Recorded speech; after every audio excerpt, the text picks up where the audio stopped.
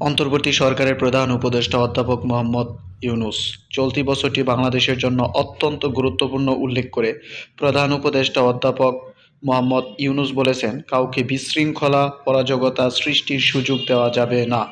যুদ্ধ পরিস্থিতির মতো সতর্ক থাকতে হবে। রাষ্ট্রীয় অতিথি ভবন যমুনায় আজ সোমবার নিরাপত্তা বাহিনীর শীর্ষ কর্মকর্তাদের সঙ্গে আইনশৃঙ্খলা পরিস্থিতির পর্যালোচনা সভায় প্রধান উপদেষ্টা একথা বলেন।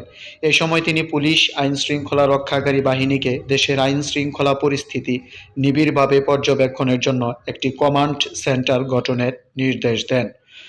সভায় প্রধান উপদেষ্টা নিরাপত্তা বাহিনীর প্রধানের আইনশৃঙ্খলা পরিস্থিতি বিঘ্নিত করার যে কোনো অপচেষ্টার বিরুদ্ধে সতর্ক থাকার নির্দেশ দেন। তিনি বলেন, যুদ্ধকালীন পরিস্থিতির মতো আমাদের সতর্ক থাকতে হবে। এই বছরটি দেশের জন্য অত্যন্ত গুরুত্বপূর্ণ। কাউকে বিশৃঙ্খলা অরাজকতা সৃষ্টির সুযোগ দেওয়া যাবে না। প্রধান উপদেষ্টা বলেন, ক্ষমতাচ্যুত স্বৈরশাসক শেখ হাসিনার ঘনিষ্ঠরা বিশৃঙ্খলা সৃষ্টির বিশাল অঙ্কের অর্থ ব্যয় করেছে এবং মিথ্যা ও অপত্য ছড়াচ্ছে। দেশবাসীকে অপপ্রচারের বিরুদ্ধে সতর্ক থাকার আহ্বান জানিয়ে তিনি বলেন, সবাইকে এই অপপ্রচারের বিরুদ্ধে লড়াই করতে হবে।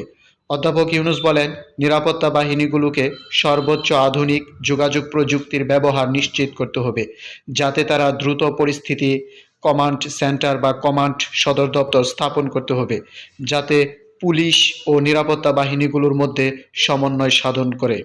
তিনি বলেন, নতুন কমান্ড কাঠামো দক্ষতা ও নিবিড় পর্যবেক্ষণের মাধ্যমে দেশের সব বাহিনী ও থানা এবং আইন শৃঙ্খলা রক্ষাকারী সংস্থাগুলোর মধ্যে সমন্বয় সাধন করবে।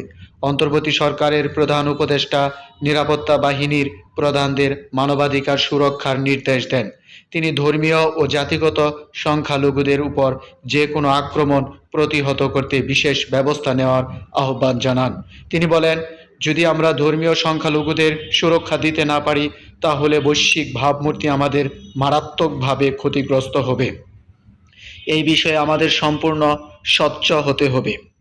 পুলিশকে চাঁদাবাজদের বিরুদ্ধে কঠোর অভিযান চালানোর নির্দেশ দিয়েছেন প্রধান উপদেষ্টা।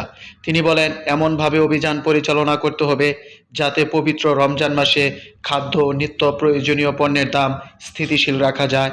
মানুষ যাতে সরাসরি থানায় না গিয়ে অনলাইনে মামলা করতে পারেন, সেই ব্যবস্থা চালুর নির্দেশ প্রধান উপদেষ্টার। বর্তমানে নিকটস্থ কোনো থানায় গিয়ে প্রাথমিক তথ্য বিবরণী এফআইআর দাখিল করতে হয়। এই প্রক্রিয়া বেশ সময় সাপেক্ষ এবং এর ফলে নানান ধরনের হয়রানির সুযোগ থাকে। অধ্যাপক ইউনূস বলেন, পুলিশের একটি নম্বর নির্ধারণ করা উচিত, যেমন 999, যার মাধ্যমে দেশের যে কোনো স্থান থেকে অভিযোগকারী এফআইআর দায়ের করতে পারেন। তিনি আরও বলেন, এটি মামলা দায়ের ক্ষেত্রে ঝামেলা কমাবে। অধ্যাপক ইউনূস সভায় উপস্থিত পুলিশ মহাপরিদর্শক আইজিপি বাহারুল আলমকে যত দ্রুত সম্ভব অনলাইনে এফআইআর দায়ের জন্য একটি নতুন ফোন নম্বর চালুর নির্দেশ দেন। তিনি বলেন, পুলিশের একটি বিশেষ কল সেন্টার স্থাপন করা উচিত, যাতে অনলাইনে মামলা দাখিল সংক্রান্ত যে কোনো প্রশ্নের উত্তর সেখান থেকে পাওয়া যায়। তিনি বলেন, যারা অনলাইনে মামলা করতে সমস্যায় পড়বে তারা সহজে এই কল সেন্টার থেকে সহায়তা নিতে পারবেন। সবাই আইজিপি বাহারুল আলম জানান, শেখ হাসিনার নিরাপত্তা বাহিনীর হাতে জুলাই আগস্ট মাসে সংঘটিত হত্যাকাণ্ড ও নৃশংসতার ঘটনার দায়ের হওয়া হত্যা মামলা পর্যবেক্ষণের জন্য 10টি বিশেষ টিম গঠন করা হয়েছে। প্রধান উপদেষ্টা পুলিশকে এই মামলাগুলো বিচার দ্রুত সম্পন্ন করার নির্দেশ দেন এবং কোনো নিরাপদ ব্যক্তি যেন হয়রানির শিকার না হয় তা নিশ্চিত করে।